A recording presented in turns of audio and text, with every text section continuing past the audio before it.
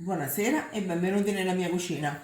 1, 2, 3, 4 ingredienti per fare una cosa che piace a tutti e che potete utilizzare per fare dolci, dolcetti, torte, cheesecake. Sto parlando del...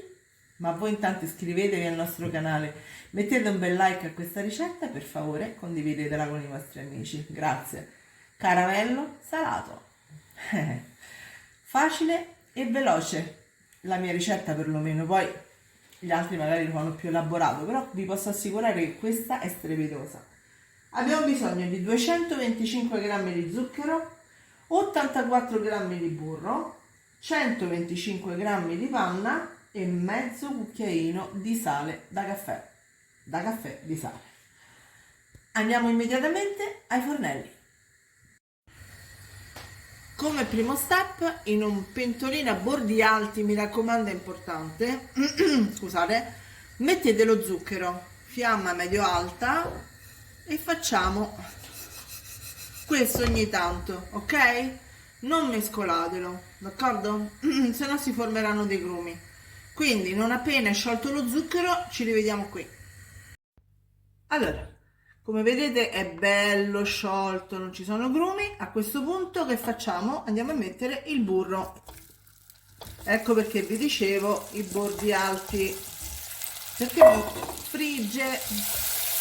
Quindi lo facciamo sciogliere mescolando sempre. Dopodiché andiamo ad aggiungere la panna. Per ultimo il sale.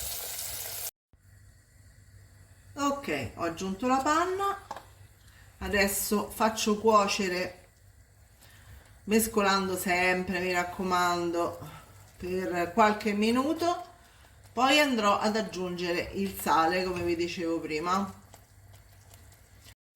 Abbiamo spento il fuoco, a questo punto ci andiamo a mettere il sale. Io vi do un consiglio, non mettetecelo tutto perché ci sono sali e sali. Tu dici ma come il sale è tutto uguale dappertutto? No, io ho fatto caso che ci stanno dei sali che salano di più e dei sali che salano di meno, quindi voi mettete mezzo cucchiaino, dopodiché assaggiate, ovviamente attenti perché è rovente, eventualmente ne mettete un altro po', va bene? Questo adesso lo facciamo raffreddare e poi lo mettiamo in un barattolo, in due barattoli, insomma, ovviamente quando è freddo poi lo conserviamo in frigo per qualche giorno.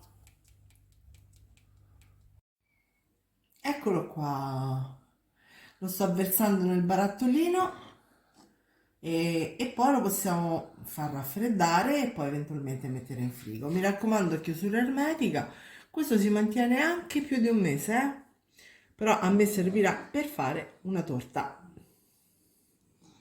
Ragazzi, provate a farlo perché è veramente buono. Io ho già dovuto assaggiarlo Eh, perché il ruolo me lo impone. che io non posso. E ci vediamo alla prossima ricetta. Ciao a tutti. Ciao!